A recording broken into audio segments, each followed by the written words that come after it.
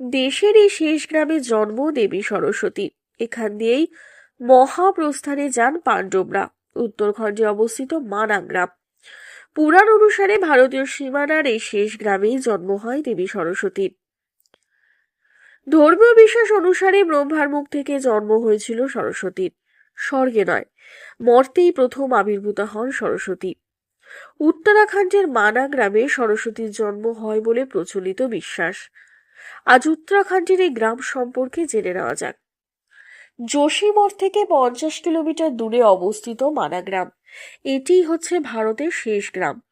ভৌগোলিক অবস্থানের গুরুত্বের পাশাপাশি ধর্মীয় দিক থেকেও এই গ্রাম অত্যন্ত গুরুত্বপূর্ণ, কারণ মনে করা হয় যে এই গ্রামেই জন্ম হয় স্বয়ং দেবী সরস্বতীর। পুরাণ অনুসারে সৃষ্টির শুরুতেই মানা গ্রামে ব্রহ্মার মুখ গহ্বর থেকে আবির্ভূতা হন বাগদেবী।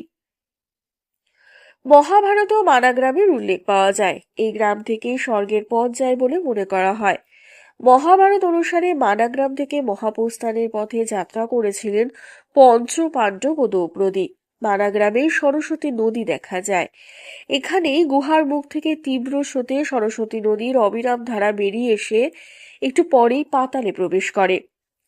এই সরস্বতী নদী দ্রৌপদী পেরোতে না পারায় এর উপর দ্বিতীয় পাণ্ডব ভীম বিরাট এক পাথর ফেলে দ্রৌপদীর জন্য সেতু নির্মাণ করে দিয়েছিলেন। এখনো মানা গ্রামে গেলে সেই ভীম সেতু দেখা যায়। সরস্বতী নদীর উপর দিয়ে একটি বিরাট পাথর আড়াআড়ি ভাবে সেতুর মতো পড়ে আছে। নদীর কাছে একটি 20 ফুট লম্বা পায়ের ছাপও দেখতে পাওয়া যায়। একে ভীমের পায়ের ছাপ বলেই মনে করা হয়। মহামতি ব্যাসদেব মানা গ্রামে সরস্বতী নদীতে স্নান করে মহাভারত ও পুরাণ রচনা করেছিলেন। মহাভারতের নিদর্শন আজও এই মানা গ্রামে গেলে দেখা যায়। মানা গ্রাম ব্যাস গুহা রয়েছে আজও। মনে করা হয় এই গুহায় বসেই চতুর্বেদ রচনা করেছিলেন মহামতি ব্যাসদেব। এই কারণে ব্যাস পুস্তক নামেও পরিচিত এই গুহা। মানা গ্রামে দেখতে পাওয়া যায় গণেশ গুহাও। প্রচলিত বিশ্বাস অনুসারে এই গুহাতেই বসে ব্যাসদেবের কাছ থেকে শুনে মহাভারত লিপিবদ্ধ করেছিলেন গণেশ।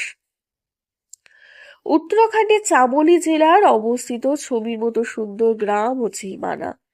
পাহাড়ি এই গ্রাম সমুদ্রতল থেকে 3115 মিটার উঁচুতে অবস্থিত। এর সৌন্দর্য ধর্মীয় আকর্ষণে বহু পর্যটক এখানে আসেন প্রতি বছর। বদ্রীনাথ ধাম যারা দর্শন করেন তারা অনেকেই মাত্র 3 কিলোমিটার দূরে মানা গ্রাম ঘুরে যান। মানা গ্রামে রয়েছে দেশের শেষ চায়ের দোকান।